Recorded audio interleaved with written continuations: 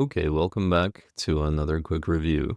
Today we're going to talk about a hand I played a while ago at this point. The situation in this hand is on theme with some of the other videos that I've already made, and that's a bad play that gets rewarded.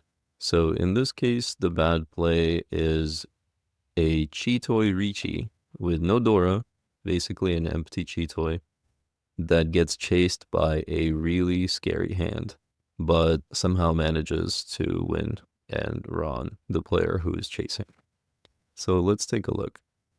We start out with what doesn't really look like a G-Toy hand. We do have a couple of pairs, but so far this hand looks pretty normal, pretty good proto sequences here with the 6-7-4-5, the 2-2-3. We've got the prevalent wind pair, looking like a pretty normal hand at this point. And then we immediately draw into a third pair, which I keep, which makes sense, I think, at this point. We draw into this 9 and discard the 1. Keep drawing decently well. Now we have a triplet of the 2-sos. So yeah, this really doesn't necessarily look like a hand that's going to be Chitoi, even at this stage.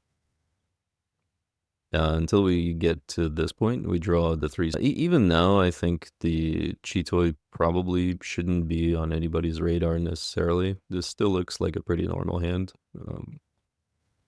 And this is the point where we draw the 5th pair with the 5-pin, and I actually decide to go all in on the Chitoi idea. Now this, I think, is in retrospect not really a great decision here. This is still a pretty normal hand. We can cut one of the pairs and be fine. Mortal, I think, recommends a slightly different approach, but we'll take a look at that later. So yeah, I keep the 5-pin and I cut the 2, so basically committing ours to the Chitoi at this point. So yeah, I draw the 8-mon, which completes this sequence, but I decide that since I'm doing Chitoi at this point, I've committed to it. I threw the 2-so.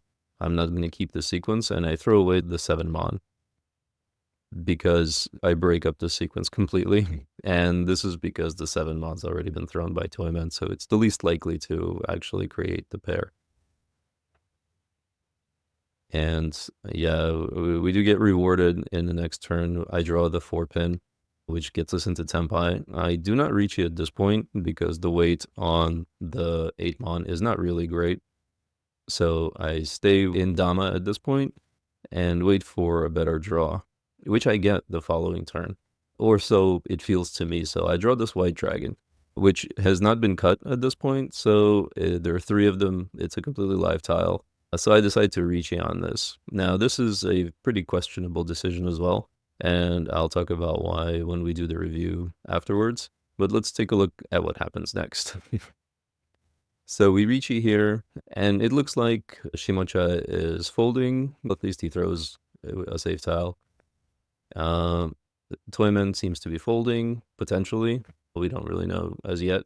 I think that was a Tsumogiri. Yeah, so maybe folding, maybe not. We don't know yet. And Kami, also Tsumogiri's honor tile. We don't really know too much yet. Of course, there's some epic backfire right away. We draw a triplet of the 3s. Yeah, this could have been a really nice normal hand, I think, or even toy if we had gone that route. But we are where we are here. We throw that, obviously, since we're in Riichi. And at this point, it looks like, yeah, this is still Tsumogiri from Shimo, so we don't really know if he's folding or not necessarily. Tsumogiri from Toyman, and yeah, these are all safe tiles though, so we can't really tell. Again, Tsumogiri from Kami as well, an honor tile. So far, things don't necessarily look scary, but we don't really know. And yeah, even more epic backfire. We draw another triplet that we end up discarding. And another Tsumogiri from Toyman of a safe tile, so nothing too bad. And similar from Kami. No real danger as yet. We draw another 3-so, a pretty sad state of affairs. And then we get the North Winds, Pay Throne, that's okay as well. And all of a sudden, a Riichi from Kami. Now, this is pretty scary. It's not a dealer Riichi, but if we look at our hand, there's no Doras in our hand. There are no Doras anywhere on the table. So any Riichi here from any other player is going to look pretty scary. And this is something I think that I needed to consider when reaching myself.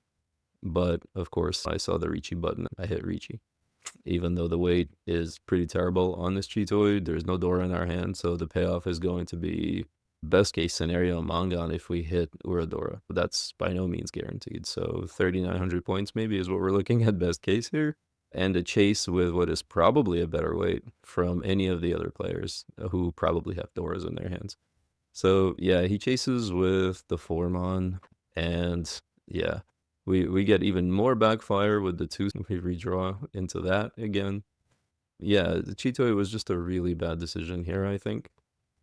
But luckily, he does eventually draw into the White Dragon and throws that. So we do get to Ron. And yeah, let's take a look here. Yeah, 3,200 points actually. Not even, yeah, because it's Cheetoy, right? Yeah, it's not even 3,900. It's super cheap 3-Han hand. Let's take a look at what he actually had. Yeah, if we open up his hand, it's pretty terrifying, right? His weight luckily wasn't good. It was only a 6-pin weight. And but he's got 3 Doras in his hand.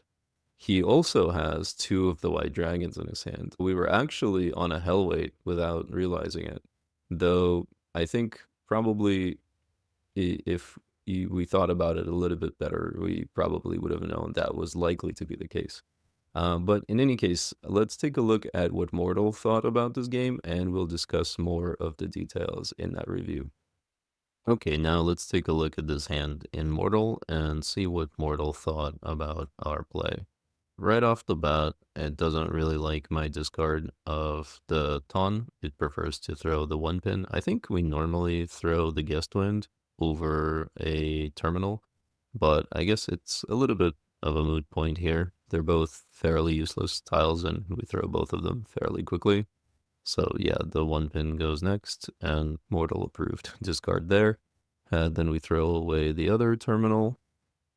And here there's a little bit of deviation again. I throw the Hatsu. It actually wants me to cut this Formon already. Now this makes sense, I think. There's already 1, 2, 3, 4, 5 shapes in our hand.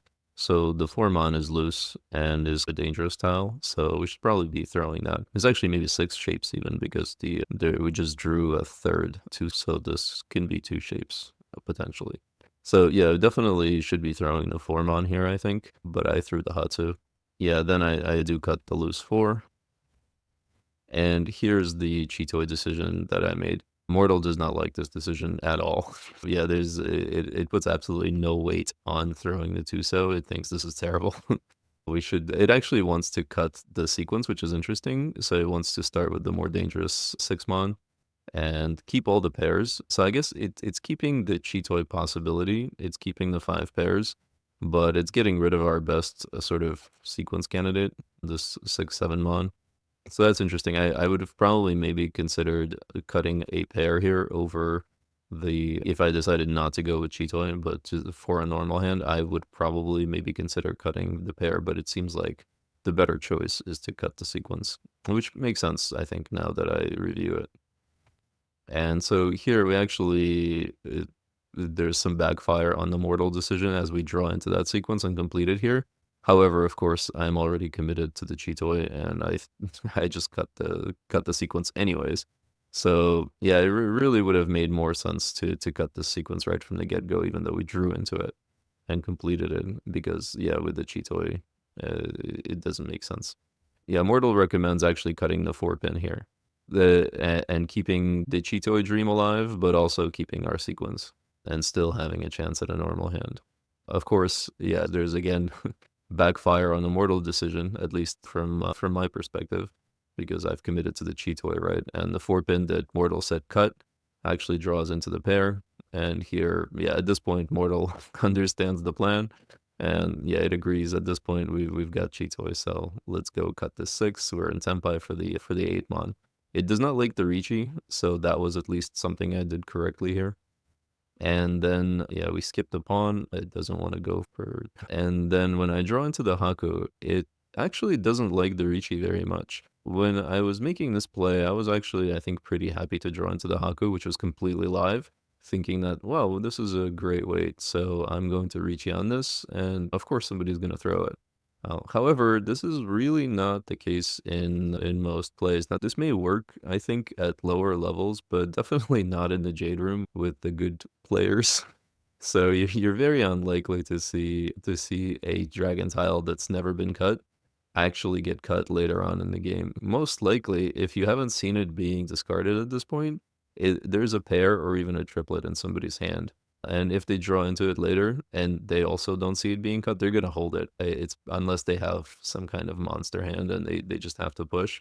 But yeah, it's usually, from what I've learned, it's usually a bad idea to expect a honor tile that's never been cut at this stage in the game, this kind of middle stage in the game. If it's never been cut at this point, it's not likely to be cut actually going forward. So you're better off reaching on something or an honor tile that's been cut once than it's been cut 0 times.